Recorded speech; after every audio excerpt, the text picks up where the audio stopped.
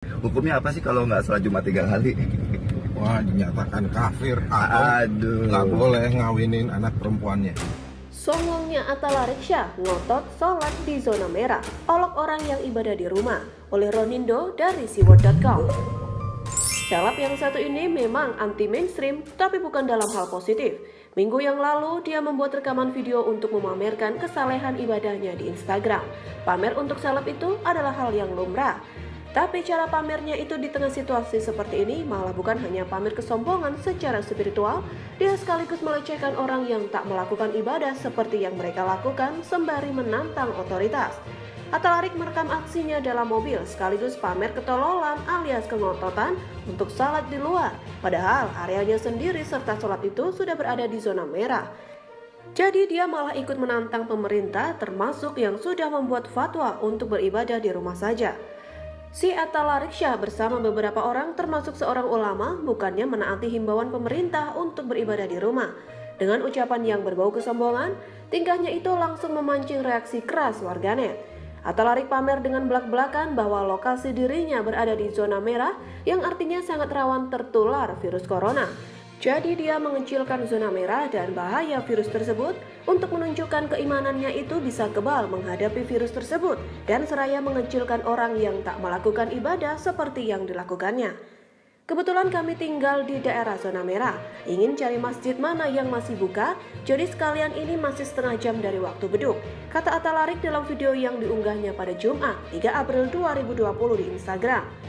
Tak berhenti sampai di situ, dia melakukan penghakiman dan bersama orang yang di sampingnya, dia ikut melabel orang yang tak seperti dia itu sebagai bukan Islam. Videonya sudah dihapus, tapi jejaknya telah berceceran. Lihat saja komentar yang sangat tidak elok yang diucapkan temannya bagi mereka yang tidak melakukan salat Jumat. Yang meninggalkan salat Jumat 3 kali berturut-turut, ya berarti bukan Islam, kata teman di sebelahnya. Hukumnya apa sih kalau nggak sholat Jumat 3 kali? Wah, dinyatakan kafir atau nggak boleh ngawinin anak perempuannya. Oh, tuh kasihan itu orang. Jelas, Atta Larik berada bersama kaum atau kubu yang merasa paling soleh dan paling benar. Orang yang memanfaatkan situasi seperti ini lalu memamerkan keimanan atau spiritualitas mereka dengan cara seperti itu adalah orang-orang yang benar-benar konyol dan tak memahami hakikat beribadah. Sikap sombongnya yang menyundul langit itu menjadi viral. Sikap arogan menantang imbauan melakukan social distancing dengan cara memperolok orang yang memilih beribadah di rumah adalah sikap yang menjijikan. Kesombongan tingkat tinggi yang sudah tak ada obatnya.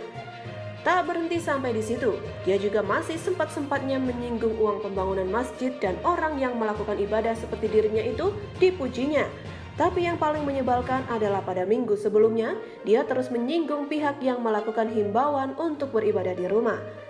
Jadi minggu sebelumnya, Atta Lareksya baper dan mengkritik keras pihak-pihak yang menghalangi masyarakat untuk beribadah. Jumat barokah, semoga dengan ibadah kita terhindar corona. Sungguh terlaknat yang menghalangi orang beribadah dengan alasan apapun. Amin. Tulis Atta Larik pada Jumat 27 Maret 2020. Inilah kaum yang tak memahami situasi serta sangat tidak bijaksana. Dia tahu ada wabah ini, tapi baginya itu kecil. Ini adalah mirip dengan pandangan dari beberapa tokoh yang lintas agama dan juga memiliki kengototan yang sama. Sikap dan perilaku si Atta Lareksya ini jelas menuai hujatan dan kritikan netizen.